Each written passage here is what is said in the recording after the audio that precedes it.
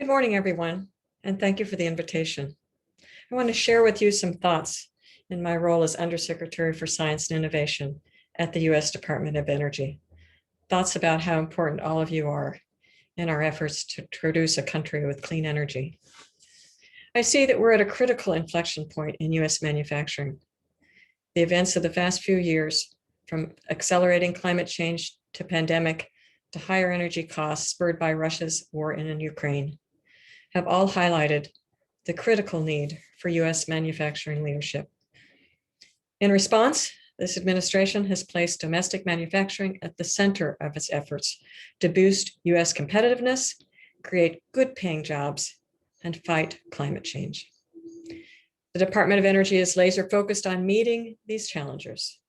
And thanks to the bipartisan infrastructure law, we established a new Office of Manufacturing and Energy Supply Chains, which has already announced more than $3 billion in funding opportunities for battery manufacturing. In February, we released the first ever national strategy to secure America's supply chains for the energy transition. And as part of the administration's effort to invent it here, make it here, we're expanding our U.S. manufacturing policy so that the U.S. inventions are manufactured here too, rather than going overseas.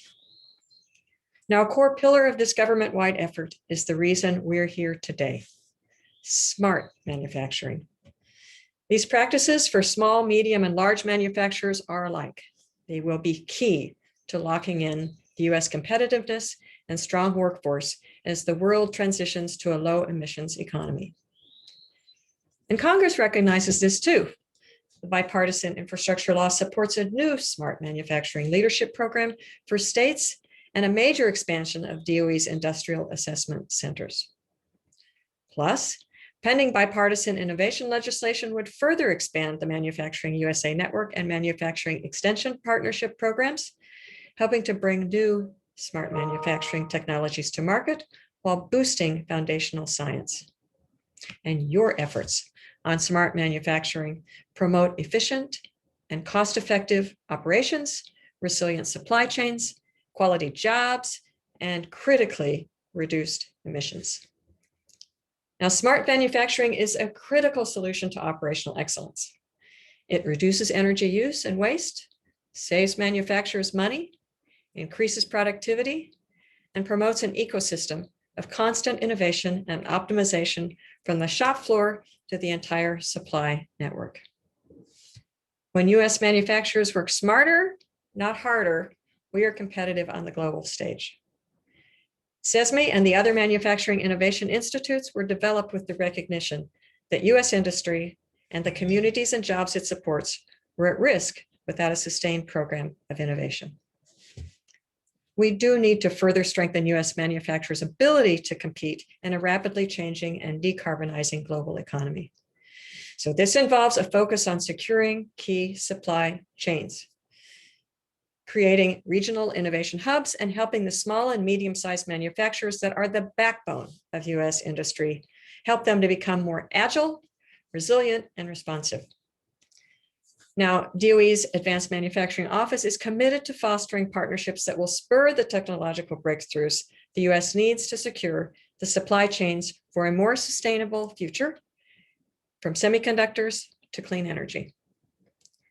There's something folks at this conference already know and the public needs to understand, and that is smart manufacturing is a workforce opportunity. As you all know better than anyone, automation has the potential to bring more and higher paying jobs, but we need to be intentional and invest in that side of the equation. CESMII and the manufacturing institutes enable your work on upscaling, training, and workforce diversity. We need to make sure smart manufacturing gives U.S. workers new skill sets and all kinds of professional opportunities. And finally, and perhaps most importantly of all, smart manufacturing helps tackle climate change directly by increasing energy productivity and reducing emissions in the industrial process. Manufacturing today accounts for nearly one-third of U.S. emissions through a mixture of electricity demand, on-site combustion for heating and cooling, and inherent chemical reactions. Smarter manufacturing systems means fewer emissions. And to achieve the United States goal of net zero carbon emissions by 2050, we have to pursue all avenues to rapidly scale up the development and deployment of clean energy technologies made here at home. So here's the bottom line. Smart, secure, resilient, and clean domestic supply chains are the ends we need to achieve if we hope to tackle our greatest 21st century challenge, the clean energy transition, while promoting a strong and equitable U.S. economy. Smart manufacturing technologies and skills are the means to achieve that. In overseeing DOE's national laboratories, I get the privilege of seeing the cutting edge advances being made every day in AI, smart sensors, controls, robotics, materials chemistry, advanced computing, and on and on and on. The manufacturing institutes match these emerging technologies with real world applications while helping develop a high quality workforce. So thank you for your partnership in ensuring our nation's manufacturing competitiveness. It is an all hands on deck to meet this moment. So please have a productive, great conference. Again, thank you very much.